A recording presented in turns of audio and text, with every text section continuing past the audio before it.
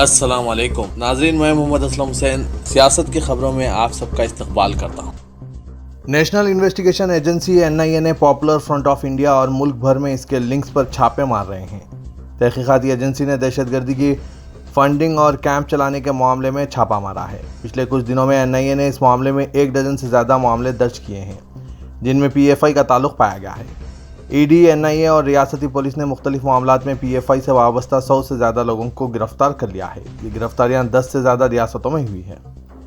NIA ने उत्तर प्रदेश, केरला, आंध्र प्रदेश, तेलंगाना, कर्नाटक, तमिलनाडु समेत कई रियासतों में PFI और इससे मुंसलिक मुकामात पर छापे मारे हैं।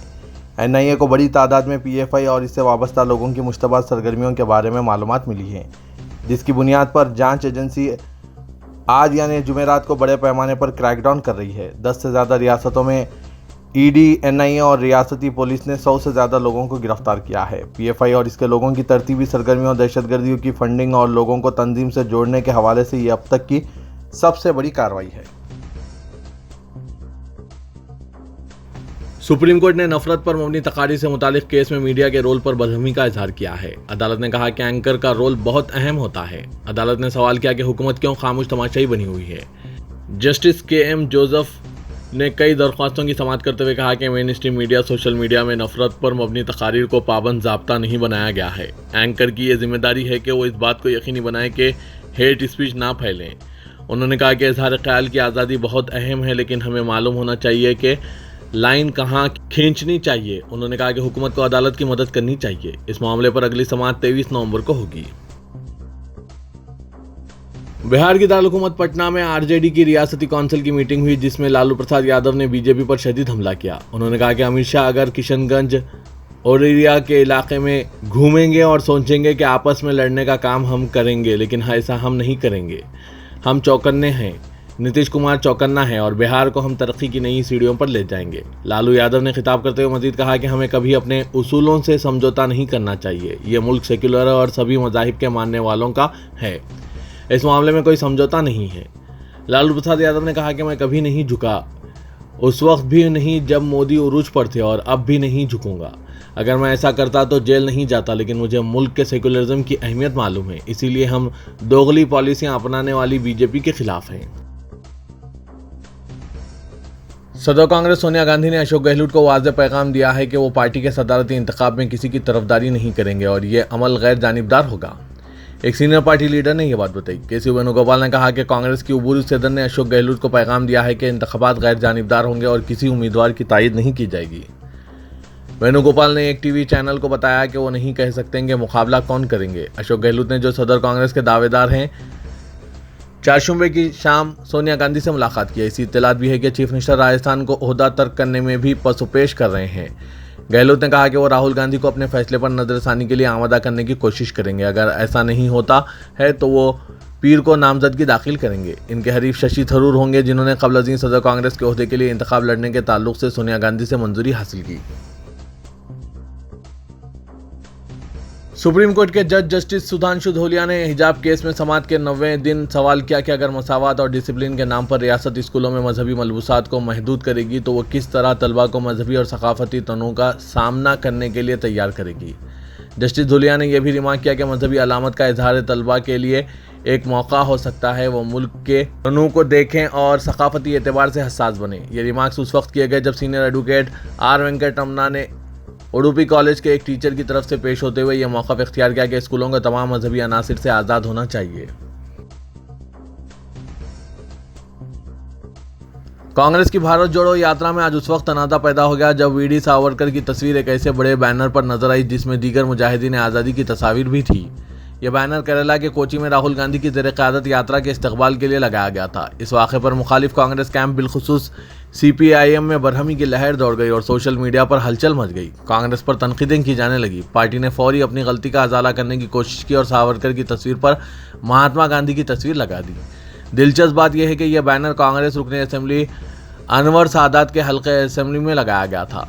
मुकामी कायदीन ने जिन्हें बैनर लगाने की जिम्मेदारी दी गई थी, वजाहत करते हुए कहा कि उन्होंने एक मुकामी प्रिंटर से कहा था कि वो मुल्क के तमाम अहम मुजाहिदीन आज़ादी की तस्वीर बैनर पर लगाएं। बैनर तैयार होने के बाद मुकामी क़यादत ने इसे आवेज़ा कर दिया और मुश्किल में पड़ गए।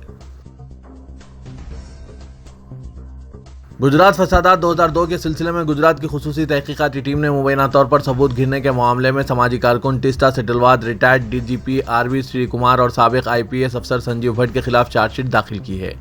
Deputy inspector general of police Dipen Bhadran ने तस्दीक की है कि अहमदाबाद की एक अदालत में तीनों के खिलाफ गुज़िश्ता रोज ये चार्जशीट दाखिल की गई है। फरवरी 2020 में शहरियत तरमीमी कानून यानी सीए मुखालिफ मुजाहरों के दौरान कौमी दारकूमत दिल्ली में हुए फसादात में सरकारी और निजी इमलाक को नुकसान पहुंचाने वालों के खिलाफ की गई कुल 541 एफआईआर में से 2.5 साल गुजरने के बाद भी सिर्फ 8 में ही अदालतों में फैसला हो सका है। वहीं 51% मुकदमात में ट्रायल ज़ेर इल्तवा हैं। एक मफाद आमा की अर्जी के जवाब में पुलिस ने दिल्ली हाईकोर्ट में जवाबी हलफनामा दाखिल करते हुए कहा कि 272 मुकदमात की समाअत ज़ेर इल्तवा है, जबकि 213 मुकदमात में तफ्तीश अभी मुकम्मिल होना बाकी है। हलफनामा रिकॉर्ड पर नहीं होने की वजह से चीफ जस्टिस सतीश चंद्र शर्मा और सुब्रमण्यम प्रसाद की बेंच ने केस की समाअत 21 जनवरी तक मुलतवी कर दी। अपोजिशन कांग्रेस के एहतजाज और वॉकआउट के दरमियान कर्नाटक कानून साज असेंबली में 4 शुबे को इंसदाद तब्दीली मजहब बिल मंजूर कर दिया गया है। यह बिल गुज़िश्ता हफ्ते कानून साज कौंसिल में मंजूर किया गया था, जिसमें 22 तरमीमात की गई। यह बिल पहले से जारी ऑर्डिनेंस की जगह लेगा। वज़ीर दाखिला आरागा गनेंद्र ने असेंबली में यह बिल पेश किया। बरतानिया के लिस्टर में कशीदगी बरकरार है, लेकिन दोनों तरफ के ग्रुप्स ने अमन की बरकरारी के लिए पहल की। ताहम बर्मिंघम की एक मंदिर में साध्वी रितंबरा को मदऊ करने पर तनाज़ा पैदा हो गया है। कई मुसलमानों ने बर्मिंघम की इस मंदिर का घेराव किया। इस वाक़े के बाद मंदिर पर सिक्योरिटी बढ़ा दी गई है। दुर्गा लॉर्ड मंदिर के ओहदेदारों ने मुतनाज़ा हिंदू लीडर साध्वी रितंबरा को खिताब के लिए मदऊ किया है। हाल ही में हिंदुस्तान पाकिस्तान क्रिकेट मैच के बाद लेस्टर में फ़िरक़ेवाराना कशीदगी पैदा हुई थी और तशद्दुद के वाक़यात भी पेश आए थे। इस सिलसिले में 47 अफराद को गिरफ्तार किया गया है। हिंदू और मुस्लिम बरादरी के कायदीन ने एक मुश्तरका बयान जारी करते हुए कहा कि वो फ़िरक़ेवाराना हम आहंगी को बरकरार रखेंगे। तुर्की के सदर रजब तैयब एर्दोगान ने एक मरतबा फिर अक़वाम मुत्तहिदा जनरल असेंबली में मसले कश्मीर को उठाया है। गुज़िश्ता रोज़ सालाना जनरल असेंबली इजलास से खिताब करते हुए तैयब एर्दोगान ने, जो पाकिस्तान के करीबी इत्तेहादी हैं, कहा कि वो कश्मीर में मुस्तकिल अमन के ताल्लुक से पुरुम्मीद हैं। उन्होंने कहा कि हिंदुस्तान और पाकिस्तान 75 साल बाद भी अमन और यगानगत कायम नहीं कर सके। ये इंतहाई बदबख्ताना है। हम उम्मीद और दुआ करते हैं कि कश्मीर में मुनसिफाना और पायदार अमन और खुशहाली कायम होगी। गुज़िश्ता साल भी उन्होंने अक़वाम मुत्तहिदा जनरल असेंबली में कश्मीर का हवाला दिया था। 2019 के बाद से तुर्क सदर बैनुल-अक़वामी फ़ोरम में खित्ते के ताल्लुक से इज़हार ख्याल कर रहे हैं और अक्सर इसे सुलगता हुआ मसला करार दे रहे हैं। तैयब एर्दोगान ने 4 दिन कबल ही हिंदुस्तानी वज़ीर-ए-आज़म नरेंद्र मोदी से उज़्बेकिस्तान के शहर समरकंद में शंघाई ताउन तंजीम 20 कॉन्फ्रेंस के मौके पर मुलाकात की थी। क़तर ने अक़वाम मुत्तहिदा की जनरल असेंबली से खिताब करते हुए मुतालबा किया कि फ़लस्तीन से कब्ज़ा ख़त्म कराने के लिए आलमी बरादरी इजराइल पर दबाव डाले। आलमी ख़बरसां इदारे के मुताबिक क़तर के अमीर शेख तमीम बिन हमद अल सानी ने अक़वाम मुत्तहिदा की जनरल असेंबली के 77वें इजलास से खिताब में इजराइल के फ़लस्तीन पर नाजायज़ कब्ज़े, शाम में जंगज़दा अवाम की हालत इज़ार, यमन जंग और खित्ते की सलामती को मुतासिर करने वाले दीगर मसाइल पर रोशनी डाली। अमीर क़तर शेख तमीम बिन हमद अल सानी ने कहा कि सलामती कौंसिल को अपनी जिम्मेदारियां निभाते हुए इजराइल को फ़लस्तीनी इलाकों पर कब्ज़ा ख़त्म करने और 1967 की सरहदों पर मुश्तमिल फ़लस्तीनी रियासत के क़याम के लिए मजबूर करना चाहिए, जिसका दारुल-हुकूमत मशरिक़ी यरूशलेम था। तेलंगाना के वज़ीर आला के चंद्रशेखर राव ने मुंगो असेंबली हल्के में तेलंगाना राष्ट्र समिति की भारी अक्सरियत से कामयाबी को यकीनी करार देते हुए साबिक़ रुकन असेंबली के प्रभाकर रेड्डी को उम्मीदवार बनाने का इशारा दिया है। पार्टी का कहना है कि मंगोड़ असेंबली हल्के में असल मुकाबला टीआरएस और कांग्रेस के दरमियान है। बीजेपी तीसरे मुकाम पर है।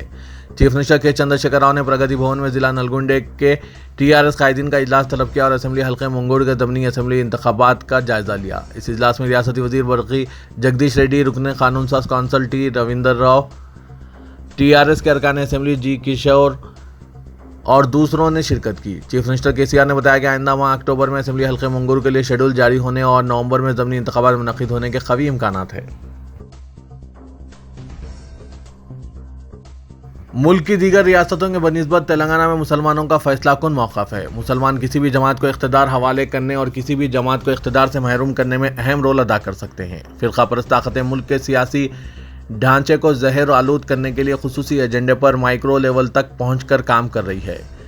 20 से 80 फार्मूले पर काम करते हुए हिंदुओं को मुत्तहिद करने के फ़लसफ़े पर कारबंद है। मुख्तलिफ रियासतों के हालिया इंतखाबात में इन्हें कामयाबी भी हासिल हुई है।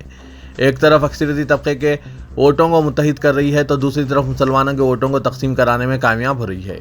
हिंदुत्व ताकतों की नज़रें पुरसुकून तेलंगाना पर मरकूज हो गई है। मगरबी बंगाल के इंतखाबात में जो तरीक़ेकार अपनाया गया है वही पॉलिसी तेलंगाना में दोहराने की हिकमत अमली पर काम किया जा रहा है। इस पर तेलंगाना के मुसलमानों को जोश के बजाय होश से काम लेने की ज़रूरत है। वक्त निकल जाने के बाद हाथ मसलते रहने और एक दूसरे को कसूरवार ठहराने से जो नुकसान होगा इसकी आइंदा 5 साल तक पाबजाई होने वाली नहीं है, बल्कि इन 5 साल तक क्या कुछ हो सकता है इसकी जिंदा मिसाल कर्नाटक, उत्तर प्रदेश और आसाम है, जहां की हुकूमतें इस्लाम, दीनी मदरसे, हिजाब के अलावा दूसरे उम्र पर मुसलमानों को चुन चुन कर निशाना बनाने का कोई भी मौका नहीं गंवा रही है। क्या तेलंगाना में भी मुसलमानों को ऐसे चैलेंजेस का सामना करना चाहिए या नहीं? मुसलमानों को इस पर संजीदगी से गौर करने की ज़रूरत है। टीआरएस आइंदा इंतखाबात में हैट्रिक के लिए एड़ी चोटी का जोर लगा रही है। कांग्रेस पार्टी अब नहीं तो कभी नहीं का टारगेट मख्तस करते हुए काम कर रही है। बीजेपी फिरका परस्ती और नफरत का माहौल पैदा करते हुए इख्तिदार के जीने तक पहुंचने के लिए हर मुमकिन कोशिश कर रही है। तेलंगाना के वजीर इंफॉर्मेशन टेक्नोलॉजी के तारक रामा राव ने कहा है कि वसती हैदराबाद में चीफ मिनिस्टर के चंद्रशेखर राव 3 मेगा प्रोजेक्ट्स का अनकरीब इफ्तिताह करेंगे। सोशल मीडिया के अहम प्लेटफॉर्म ट्विटर पर सरगर्म तारक रामा राव ने इस खुसूस में किए गए ट्वीट में कहा कि चीफ मिनिस्टर जिन 3 नए प्रोजेक्ट्स का इफ्तिताह करेंगे इनमें तेलंगाना शोधा की यादगार, अम्बेडकर का 25 फीट ऊंचा मुजस्मा और तेलंगाना सेक्रेटरीट शामिल है, जिसको अम्बेडकर के नाम पर रखा गया है। 616 करोड़ रुपए के मसारिफ से तामीर किए जाने वाले सेक्रेटरीट की नई इमारत के कामों में इस बात को यकीनी बनाया जा रहा है कि इसमें तमाम सहूलियात दस्तियाब हों। वज़रा के चैम्बर्स, चीफ सेक्रेटरी के चैम्बर्स के साथ साथ हुकूमत के मुशीरों के चैम्बर्स में भी तमाम असली सहूलियात होंगी। खाना खाने के लिए डाइनिंग हॉल्स, मीटिंग्स के लिए मीटिंग हॉल, विजिटर्स रूम्स, हर फ्लोर के लिए पार्किंग की सहूलियात भी फराहम की जा रही है। सदर प्रदेश कांग्रेस रेवंत रेड्डी ने कहा कि मुल्क की मौजूदा सूरत हाल में राहुल गांधी कांग्रेस पार्टी की क़यादत करते हुए बीजेपी से अवाम को नजात दिला सकते हैं। हैदराबाद में प्रदेश कांग्रेस कमेटी मंदोबीन के इजलास में राहुल गांधी के हक में करारदाद पेश करते हुए रेवंत रेड्डी ने इल्ज़ाम आयद किया कि बीजेपी मजहबी मुनाफरत के जरिए समाज को तोड़ने की कोशिश कर रही है। उन्होंने कहा कि फ़िरका परस्त ताकतों से मुकाबला करने की अहलियत सिर्फ कांग्रेस पार्टी में है। राहुल गांधी ने कन्याकुमारी से कश्मीर तक भारत जोड़ो यात्रा का आगाज करते हुए तारीखी कदम उठाया है। यात्रा की कामयाबी से बीजेपी को बौखलाहट का शिकार है। उन्होंने कहा कि राहुल गांधी ने मुल्क के लिए अपनी जान निछावर करने के अज़्म का इजहार करते हुए अवाम का दिल जीत लिया है। रुकन पार्लियामेंट हैदराबाद असदुद्दीन ओवैसी ने उत्तर प्रदेश हुकूमत की जानिब से वक्फ जायदादों के सर्वे और वक्फ जायदादों को हासिल कर लेने के इकदाम पर सख्त तनकीद करते हुए कहा कि ये इकदाम निशाना बनाकर मुसलमानों को नुकसान पहुंचाने की कोशिश की जा रही है। इस सर्वे का मकसद वक्फ जायदादों को छीन लेना है। उत्तर प्रदेश हुकूमत सर्वे के फैसले से फौरी दस्तबरदारी अख्तियार करें। ओवैसी ने कहा कि दीनी मदरसों का सर्वे और वक्फ जायदादों का सर्वे ये वाज़ेह कर रहा है कि ये लोग छोटे एनआरसी पर अमल करने जा रहे हैं, वक्फ जायदादों को दुश्मन की जायदाद तस्वुर करने की कोशिश कर रहे हैं। हालांकि उत्तर प्रदेश हुकूमत के सर्वे से वक्फ जायदाद का कानूनी मौक़िफ़ तब्दील नहीं हो सकता। उत्तर प्रदेश हुकूमत अगर वाकई वक्फ जायदादों का सर्वे कराना चाहती है तो फिर सिर्फ वक्फ का क्यों, एंडोमेंट और हिंदू मठों की जायदादों का भी और क्रिश्चियन जायदादों का भी सर्वे करवाया जाए। तेलंगाना में स्कूलों के लिए दशहरे की तातीलात के शेड्यूल में कोई तब्दीली नहीं की जा रही है, जहां ये तातीलात 26 सितंबर से 9 अक्टूबर तक जारी रहेंगी। डायरेक्टर महकमा स्कूली तालीम ने एक जारी करदा प्रेस नोट के जरिए वजाहत की कि तालीमी साल 2022-23 के लिए रियासत के तमाम इंतजामियों के तहत primary, upper primary, high school के लिए पहले ही दशहरे की तातीलात का ऐलान कर दिया गया है। उन्होंने बताया कि 26 सितंबर से 9 अक्टूबर तक तातीलात रहेंगी। प्रेस नोट में मजीद कहा गया है कि तालीमी कैलेंडर के मुताबिक दशहरे की तातीलात की तारीख का जो क़ब्ल ऐलान किया जा चुका है, इनमें मजीद कोई तब्दीली नहीं होगी। रियासत छत्तीसगढ़ से ताल्लुक़ रखने वाली एक खतरनाक खातून महानवाज ने director general police Telangana M Mahendra Reddy के रूबरू खुद सुपुर्दगी अख्तियार कर ली है। डायरेक्टर जनरल पुलिस ने चारशुंबे को प्रेस कॉन्फ्रेंस के दौरान इस खातून महानवाज 46 साल माधवी उर्फ आरहडी उर्फ सावित्री साकिन छत्तीसगढ़ को पेश किया, जो सीपीआई महानवाज की धंधा करना स्पेशल जोनल कमेटी के साउथ बस्टर डिवीजन की डिविजनल कमेटी रुकन थी। सावित्री के रूपोशु बेटे श्रीकांत ने भी 14 जुलाई 2021 को खुद सुपुर्दगी अख्तियार कर ली थी। डीजीपी ने बताया कि सावित्री ने मानवाज पार्टी के इनकलाबी नज़रियात से मुतासिर होकर इस पार्टी में शमूलियत अख्तियार की थी और इसने सिर्फ 13 साल की उम्र से ही माओइस्ट पार्टी की मिहाजी तंजीम बाल संगठन के लिए काम करना शुरू कर दिया था। उस वक्त नक्सलाइट कमांडर श्रीनिवास इसके मौजे का दौरा करते हुए देहातियों के साथ इजलास मुनक्किद किया करता था। डीजीपी ने बताया कि सावित्री सिक्योरिटी फोर्सेस पर हमलों के कई वाक़यात में शामिल रही। आखिरकार इसने खुद सुपुर्दगी इख्तियार कर ली है। मदरसे जामिअतुल इस्लाहात पुणे की जानिब से कोइंडा कौसर बाग की जामा मस्जिद में ऑल इंडिया मुजाहिरा खिरात का इनेकाद अमल में आया। मौलाना गुलाम मोहम्मद वस्तानवी रुकन दारुल देवबंद जामे इस्लामिया इशातुल उलूम ने सदारत की और कहा कि अल्लाह अज़्ज़वजल का इरशाद है कि हमने कुरान को नाजिल किया और हम ही इसकी हिफाजत करने वाले हैं। हिफाजत कुरान पर रोशनी डालते हुए मौलाना ने कहा कि मुजाहिरा खिरात और मुसाबका खिरात भी हिफाजत कुरान और इशात कुरान के बेहतरीन ज़राए हैं, जहाँ कुरान करीम की तजवीद व तरतील के ज़रिए हिफाजत होती है और यही महाफिल हैं जो मुस्तक़बिल में मिल्लत इस्लामिया को बेहतरीन खुराए इकराम फराहम करते हैं। मुजाहिरा खिरात पर उन्होंने अहलियान पुणे को मुबारकबाद पेश की और तमाम अरकान और मुआविनीन और सामईन को दुआओं से नवाजा। प्रोग्राम का आगाज़ मोहम्मद शमशेर अंसारी की तिलावत कुरान से हुआ, जबकि तेलंगाना के कारी मोहम्मद अवैज़ मिसबा ने हम्द पेश की और कारी कामरान अकमल ने हदिया नात पेश किया। ऑल इंडिया मुजाहिरा खिरात में शिरकत करने वाले कारियों में हाफिज़ व कारी डॉक्टर मोहम्मद नसीरुद्दीन मुंशावी, कारी हिदायतुल्लाह राजस्थान, कारी मसूद अब्बासी बेंगलुरु, कारी शहजाद मालेगांव, कारी सादिक गंगोही तमिलनाडु, कारी मोहम्मद रियाज नदवतुल उलमा लखनऊ, कारी मेराजुल हक भोंडी और दूसरों ने तिलावत कुरान मजीद में शिरकत की।